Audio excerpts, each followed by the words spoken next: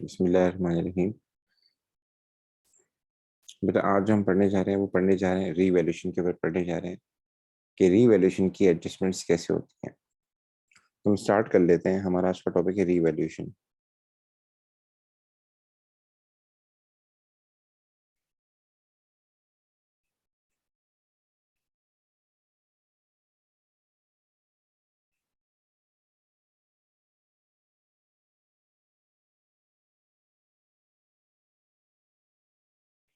अच्छा, अब revaluation of non current asset होता है क्या है। हमारे पास एक कॉस्ट मॉडल होता है, एक कॉस्ट मॉडल होता है आई16 में, एक होता है रीवैल्यूएशन मॉडल। रीवैल्यूएशन मॉडल में हम ये देखते हैं कि भाई अगर हमारी एसेट की मार्केट वैल्यू बढ़ रही है तो हम उसको मार्केट वैल्यू पे लेकर आते हैं। अगर हमने एसेट की वैल्यू को बढ़ा दी, अब कम हो रही है, तो फिर हम कम कर देते हैं। एक को हम कहते हैं अपवर्ड रिवैल्यूएशन, एक को हम कहते हैं डाउनवर्ड रिवैल्यूएशन। तो ये अनरियलाइज गेन होता है, ये आपने हकीकत में नहीं कमाया, तो ये गेन हम इनकम स्टेटमेंट में नहीं लेके जाते। लेकिन इसके लिए हम एक अकाउंट ओपन करते हैं जिसको हम प्यार से कहते हैं रिवैल्यूएशन रिजर्व। हम उसमें जाके लेके जाते हैं। तो सर इसकी एडजस्टमेंट क्या होगी, पहले ये सीख लेते हैं। तो हमारा सबसे पहला जो भी काम है वो ये है कि रिवैल्यूएशन गेन कैसे फाइंड करते हैं। तो उसके लिए बेटा आप एक फॉर्मूला याद रख लें कि जब भी हमें गेन और रिवैल्यूएशन फाइंड करना हो, ये हमें ये देखना हो कि रिवैल्यूएशन रिजर्व में कितना अमाउंट एडजस्ट होगा, ये कितना गेन जाएगा। उसके लिए आपने क्या करना है, एक हमारे पास होती है बुक वैल्यू, एक हमारे पास होती है बुक वैल्यू,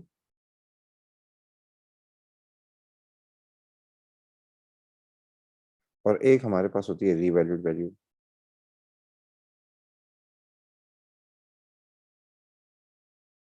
तो हम उसके लिए क्या करते हैं, जो हमारी बुक वैल्यू होती है उसमें से रीवैल्यूड वैल्यू माइनस कर देते हैं। जो आंसर आता है हमारा वो कहलाता है गेन और रिवैल्यूएशन कहलाता है। फॉर एग्जाम्पल, हमारे पास एक नॉन करेंट एसेट था 1 लाख रुपए का। एक नॉन करेंट एसेट था, उसकी कॉस्ट थी 1 लाख रुपए, और उसकी डेप्रिसिएशन जो अभी तक हो चुकी थी वो कितनी थी, 20,000। अब ये रीवैल्यू हो गया, ये एसेट क्या हो गया हमारे पास, ये एसेट रीवैल्यू हो गया। और जो इसकी रीवैल्यूड वैल्यू आई, जो इसकी नई वैल्यू आ गई, वो कितनी आ गई, वो आ गई 90,000। वो आ गई 90,000। सवाल ये पैदा होता है कि सर हमारा गेन कितना होगा, हमारा लॉस कितना होगा। तो इसके लिए हम क्या करेंगे, सबसे पहले हम देखेंगे बुक वैल्यू। आप सब सवाल में देख सकते हैं कि अगर इसकी बुक वैल्यू को मैं कंपेयर करूं तो इसकी बुक वैल्यू कितनी आएगी सर, इसकी बुक वैल्यू अराउंड आ जाएगी 80,000। सर ये कैसे आई, 1 लाख में से मैंने 20,000 माइनस किया, ठीक है, ये इसकी बुक वैल्यू है। और रीवैल्यू वैल्यू कितनी आ गई सर, वो 90,000 आ गई। अगर रीवैल्यू वैल्यू ज्यादा आ रही है तो ये हमारा गेन कहलाएगा। अगर रीवैल्यू वैल्यू कम आ रही है तो फिर ये हमारी डाउनवर्ड रिवैल्यूएशन होती है। तो ऊपर मैंने फॉर्मूला लिखा है book value minus revalued value. इसको जरा इंटरचेंज कर लीजिएगा, इसकी जगह लिख दीजिएगा revalued value minus book value. अच्छा जी, अब दोनों सर अब इसका वो करते हैं, टोटल करते हैं, नेट करते हैं। तो नेट हमारे पास आंसर आ जाएगा 10,000। हमारी रीवैल्यू वैल्यू ज्यादा है और हमारी बुक वैल्यू कम है, तो ये हमारे पास क्या कहलाएगा, ये हमारे पास कहलाएगा गेन कहलाएगा। अब इसको रिकॉर्ड कैसे करना है, तो हम एक अकाउंट ओपन करते हैं, उसको हम प्यार से कहते हैं रिवैल्यूएशन रिजर्व कहते हैं। ये अकाउंट हम क्यों बनाते हैं, जैसे कि मैंने बताया ये इनकम हमने कमाई नहीं है। तो जो भी हमें गेन और रिवैल्यूएशन होता है वो हम एक अलग से अकाउंट बनाते हैं, उसको हम कहते हैं रिवैल्यूएशन रिजर्व, जो कि हमारी इक्विटी का पार्ट होता है। उसमें जाके अमाउंट क्या कर देंगे, क्रेडिट कर देंगे। तो इसकी एंट्री कैसे होगी, इसकी एंट्री ये होगी, हम सबसे पहले क्या करेंगे, सॉरी, हमारे पास एक अकाउंट होगा रिवैल्यूएशन रिजर्व के नाम से।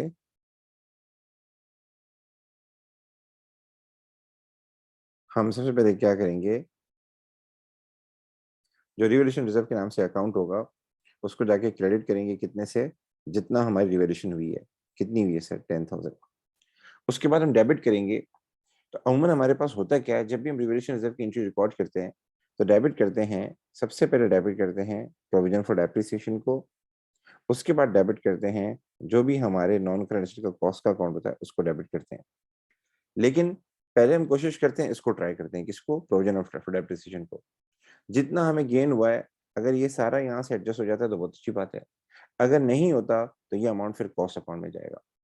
सर समझ में नहीं आया, देखिए अभी हमें गेन कितना हुआ है, 10,000 का हुआ है, और हमारे प्रोविजन फॉर डेप्रिसिएशन में कितना अमाउंट मौजूद है, 20,000 का अमाउंट मौजूद है। तो हम ज़ाहिर-सी बात है ये गेन डेबिट करेंगे जाके इस अकाउंट मतलब माइनस करेंगे। तो हम इतना माइनस करते हैं कि ये बैलेंस ज़ीरो ना हो, ये बैलेंस जो है माइनस में नहीं चला जाए। तो अगर ये 20,000 का अमाउंट मौजूद है, तो मैं 20,000 ही माइनस कर सकता हूँ। 20,000 से ज़्यादा माइनस नहीं कर सकता। कम भले माइनस हो जाए, ज़्यादा माइनस नहीं हो सकता। तो हमारे पास जो गेन होगा वो 10,000 का है। क्या 10,000 पूरा माइनस हो सकता है 20,000 से? यस सर माइनस हो सकता है। लेकिन अगर मुझे गेन 30,000 का हुआ था, 30,000 का गेन हुआ था, फॉर सपोज़ ये 90,000 का नहीं होता, ये 1,10,000 होती रिवेन्यू वैल्यू। तो मुझे गेन हो जाता 30,000 का। तो मैं कितना माइनस कर सकता हूँ? मैंने पहले ही बताया कि ये प्रोविज़न फॉर डेप्रिसिएशन का अकाउंट भले ज़ीरो हो जाए कोई इश्यू नहीं है, माइनस में नहीं जाना चाहिए। तो जब भी हमें गेन होता है तो बेसिकली हम क्या करते हैं, प्रोविज़न फॉर डेप्रिसिएशन में वो चीज़ जाके डेबिट करते हैं जो भी हमें गेन हो रहा होता है। या अगर आप शेड्यूल बना रहे हैं, तो जिस तरह डिस्पोज़ल को माइनस करते हैं, इस तरह एलिमिनेट करते हैं हम डेप्रिसिएशन को। तो बताने का मेरा मतलब है हम इतना अमाउंट माइनस कर सकते हैं कि ये जो बैलेंस होता है प्रोविज़न फॉर डेप्रिसिएशन का, ये माइनस में नहीं चला जाए, ज़ीरो भले हो जाए, माइनस में नहीं चला जाए। तो अगर हमारा गेन 10,000 का हुआ है, तो 10,000 पूरा माइनस हो सकता है। गेन अगर 30,000 का हो रहा है, तो मैं 30,000 पूरा माइनस नहीं कर सकता, मैं 20,000 माइनस करूँगा और बाकी अमाउंट जाके क्या लिखूँगा, कॉस्ट में जाके लिखूँगा। तो मैं पहले इसकी कर लेता हूँ एंट्री।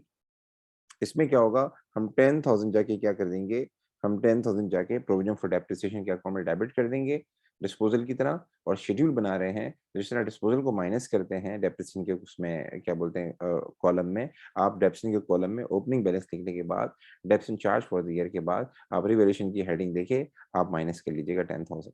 अच्छा जी, लेकिन सर अगर हमारा रिवैल्यूड वैल्यू थी, वो 90,000 नहीं होती, अगर ये रिवील वीडियो हमारे पास होती फॉर सपोज़ एग्ज़ाम्पल के तौर पे कहता हूँ, ये रिवील वीडियो अगर हमारे पास होती सॉरी, ये वीडियो अगर हमारे पास होती अराउंड कितनी 1 मिनट कीजिएगा।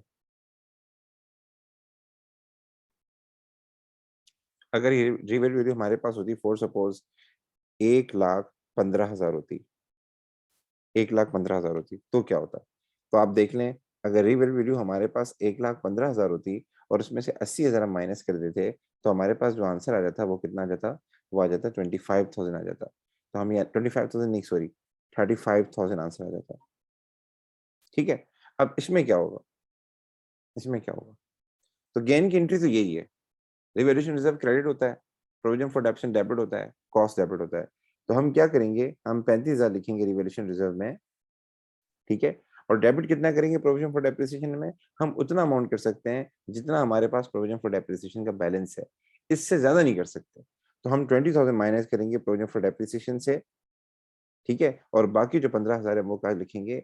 वो हम जाके लिखेंगे कॉस्ट के अकाउंट में लिखेंगे। तो ये हमारे पास हो गया रिवैल्यूएशन रिज़र्व का गेन कैसे रिकॉर्ड करते हैं। अब आते हैं सर, अगर हमारे पास फॉर सपोज़ डाउनवर्ड रिवैल्यूएशन होती तो क्या होगा? ये तो अपवर्ड है ना बेटा। डाउनवर्ड रिवैल्यूएशन होती है तो क्या होगा? उसकी भी ज़रा एंट्री देख लेते हैं, उसकी भी ज़रा एडजस्टमेंट देख लेते हैं, डाउनवर्ड रिवैल्यूएशन में। डाउनवर्ड रिवैल्यूएशन की एग्ज़ाम्पल दे देता हूँ, फॉर सपोज़ हमारे पास एक एसेट है, उसकी कॉस्ट है 1,20,000 और उसकी प्रोविज़न फॉर डेप्रिसिएशन है फॉर सपोज़ 30,000 ठीक है? 1,20,000 और 30,000 प्रोविज़न फॉर डेप्रिसिएशन है और अब उसकी रिवैल्यू वैल्यू आ रही है, ये हो जाएगा अराउंड 80,000 आ रही है। उसकी रिवैल्यू वैल्यू कितनी आ रही है? 80,000 आ रही है। अब हमें ये देखना है कि हमें गेन हुआ है या लॉस हुआ है? हमें ये देखना है हमें गेन हुआ है, लॉस हुआ है। तो इसको कैसे करेंगे? सबसे पहले रिवैल्यू वैल्यू लिखेंगे। वो कितनी है? 80,000 है, ठीक है? उसके बाद हम इसको कंपेयर करेंगे किसके साथ? बुक वैल्यू के साथ। आप देख लें इसकी बुक वैल्यू कॉस्ट कितनी है? 1,20,000 है। माइनस कर दें 30,000 अगर हम 30,000 माइनस करें तो ये कितना आ जाएगा? सर ये 90,000 आ जाएगा। तो 90,000 हमारी बुक वैल्यू है, 80,000 हमारी रीवैल्यूड वैल्यू है। अगर रीवैल्यूड वैल्यू ज़्यादा होती है तो ये हमारे लिए गेन होता है और रीवैल्यूड वैल्यू कम होती है तो ये हमारे लिए क्या होता है? डाउनवर्ड रिवैल्यूएशन होती है। तो हम इसको अगर देखें तो हमें 10,000 की क्या नाम है? डाउनवर्ड रिवैल्यूएशन हो रही है। तो सर इसको कैसे रिकॉर्ड करते हैं? इसकी एंट्री देख लें। इसकी एंट्री ये होती है कि जब डाउनवर्ड रिवैल्यूएशन होगी, जब अपवर्ड होती थी तो रिवैल्यूएशन रिज़र्व क्या होता था? क्रेडिट होता था। जब डाउनवर्ड होगी तो रिवैल्यूएशन रिज़र्व क्या होगा? डेबिट होगा।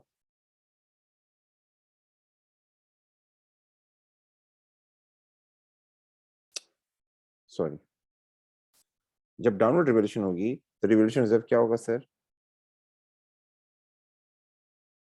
डेबिट होगा।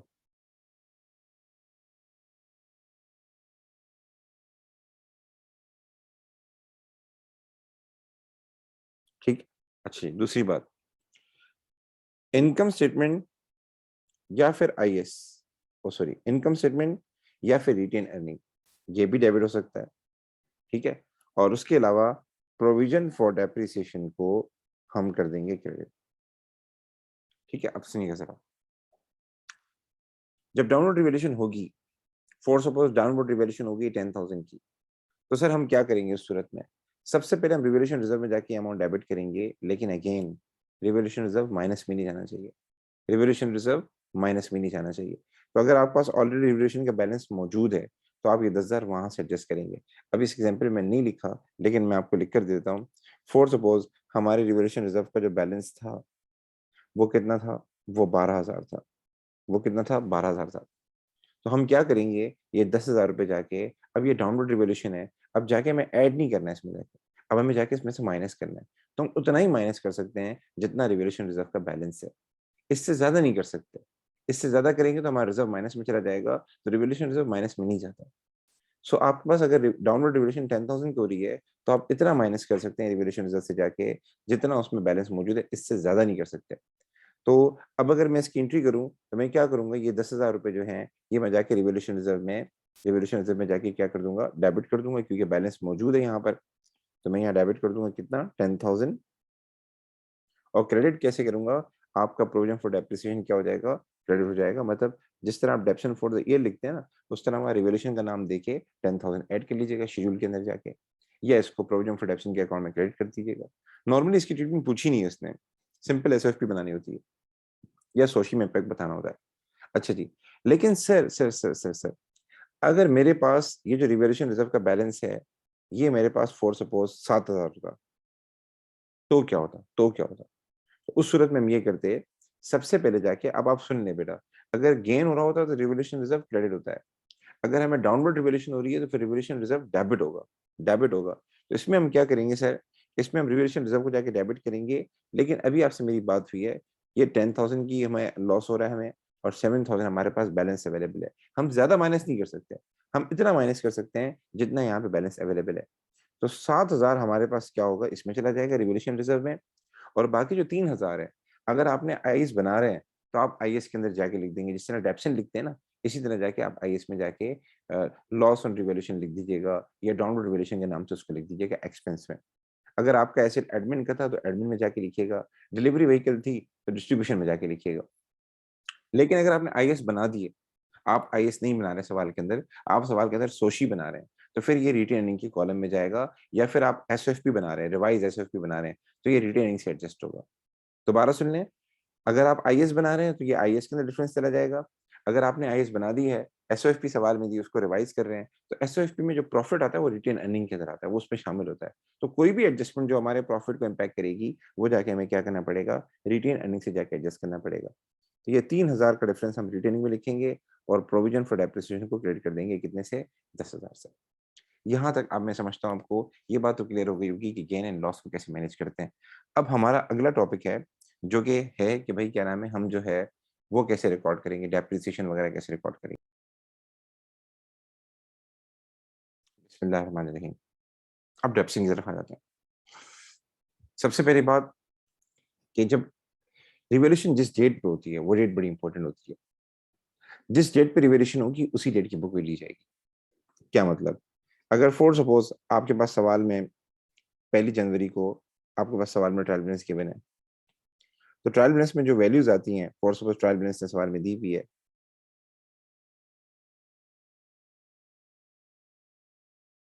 उसने सवाल में ट्रायल बैलेंस दी हुई है। ट्रायल बैलेंस में जो कॉस्ट आती है वो बिगिनिंग वाली होती है। ठीक है, कॉस्ट कितनी है, फॉर सपोज 1 लाख। ठीक है, ट्रायल बैलेंस के अंदर जो आपके पास क्या नाम है,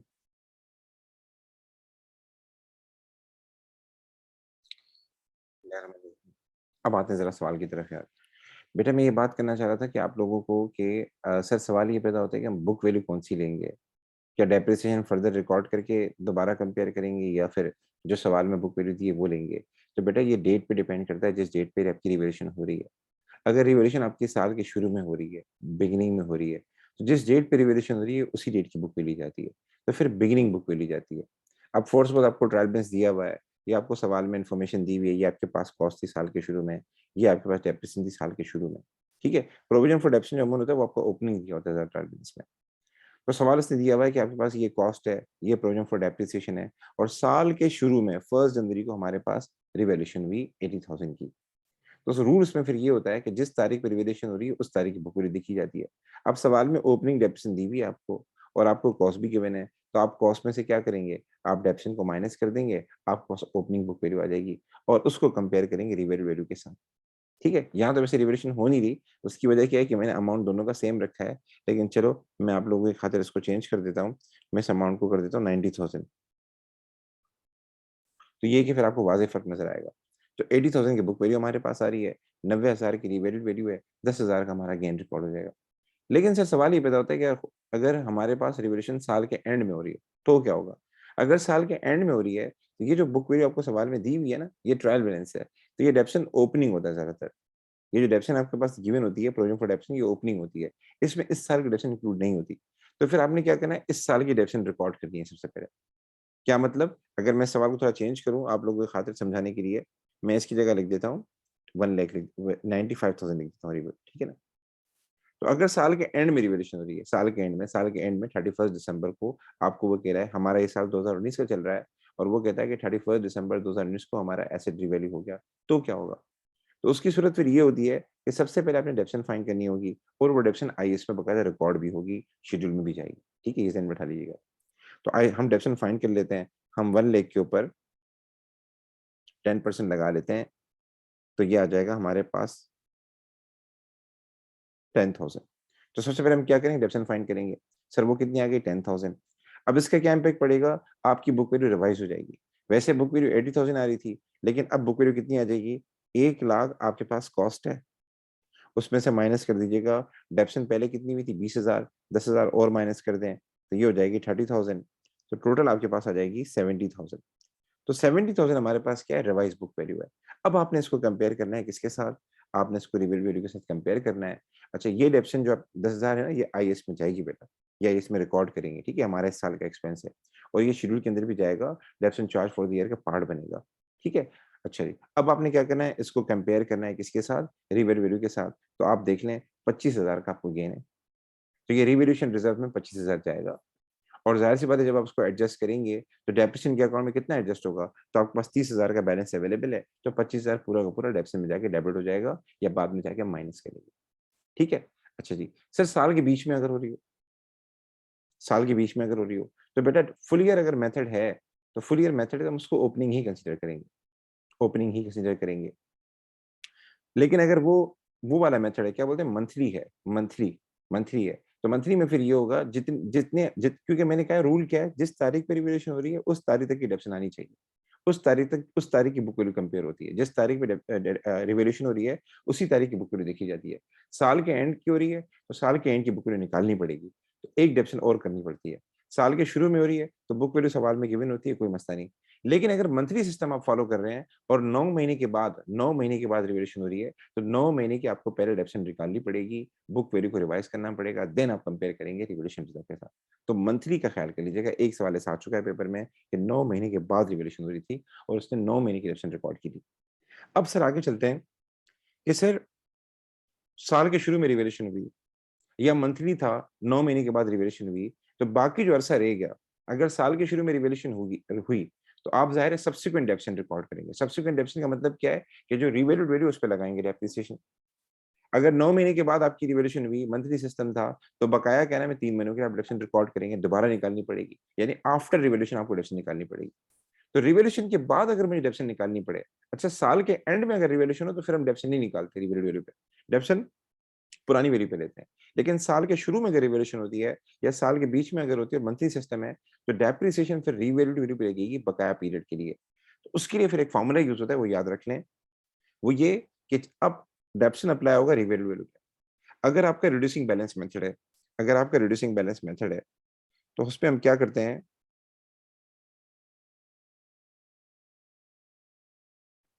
इसका मुझे ख़ास इल्म तो नहीं है, लेकिन जहाँ तक मैं अपनी सोच के हिसाब से कहूँ तो रिवैल्यूड वैल्यू को हम मल्टीप्लाई करेंगे परसेंटेज के साथ, ठीक है? लेकिन ऐसा कोई सवाल देखा नहीं। और एसएलएम अगर है, क्या है बेटा? एसएलएम है। तो एसएलएम में ये होता है कि जो भी हमारे पास रिवैल्यूड वैल्यू होती है, उसको हम डिवाइड करते हैं किससे?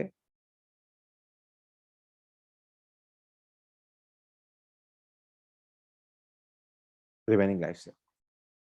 अगर आपको लाइफ गिवन है। अगर आपको परसेंटेज गिवन है, तो फिर ऊपर वाला तरीका यूज़ होगा। एसएलएम में एक होता है परसेंटेज, एक होता है लाइफ। तो अमूमन बच्चे क्या करते हैं, परसेंटेज को ईयर में कन्वर्ट कर देते हैं, ऐसा सवाल आया भी है। लेकिन वो कॉन्सेप्ट्स के खिलाफ है, कॉन्सेप्ट के खिलाफ है। अगर एसएलएम में आपको बोलता है कि एसएलएम ने लिया था, उसकी यूज़फुल लाइफ 25 साल है, तो जितने साल डेप्शन हो चुकी है वो आप माइनस कर दें, रिमेनिंग लाइफ आ जाएगी।